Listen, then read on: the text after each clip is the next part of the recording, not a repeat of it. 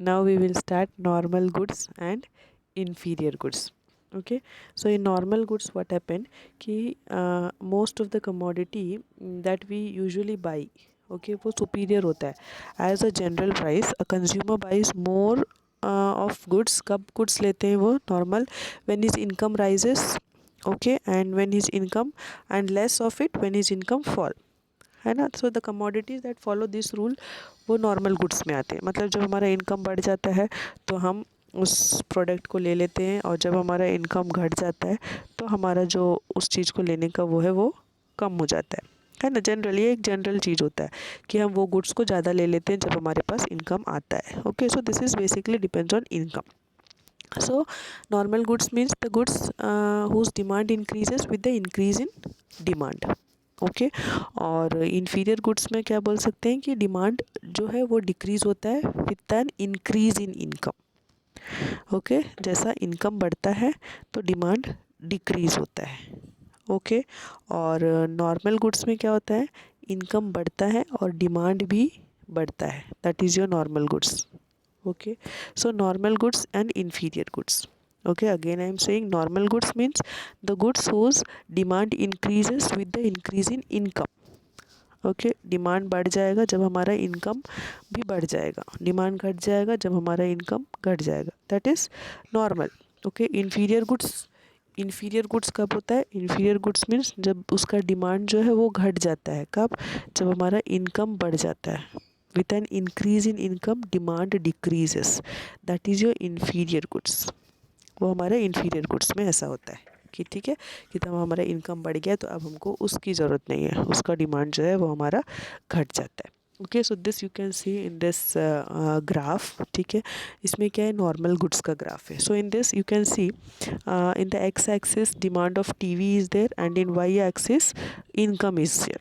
Okay, so जब demand for TV जो है वो इंक्रीज़ होता है, if the demand for TV increases with the rise in income, then what happened कि TV it will be called as a normal goods only, isn't it. उसको हम लोग नॉर्मल गुड ही बोलेंगे.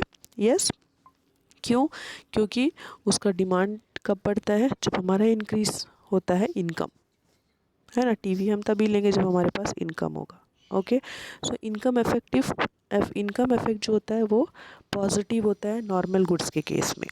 Okay, in case of normal goods जो है वो income positive होता है.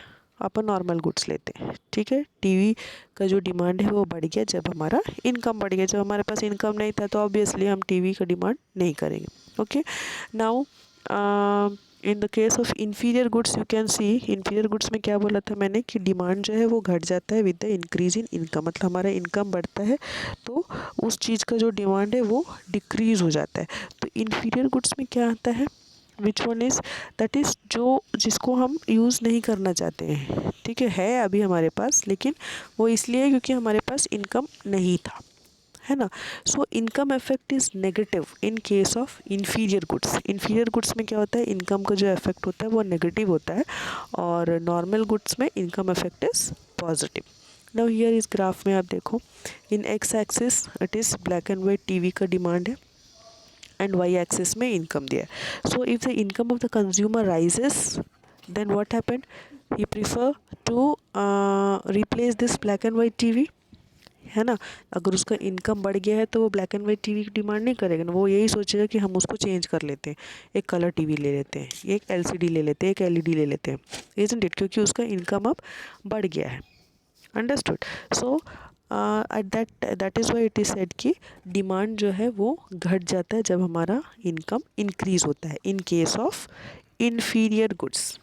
Okay, so I hope it is clear, normal goods and inferior goods. Yes, everybody.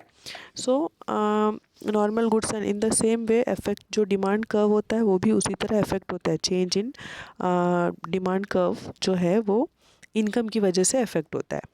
Okay, in case of normal and inferior goods. Okay, I hope it is clear. So I hope every topic of this chapter I had already covered it. Okay, so once again you go through the chapter, it will be more clear to you. If there is any doubt you can ask bacha. Okay, free to ask me anytime. Okay, thank you so much.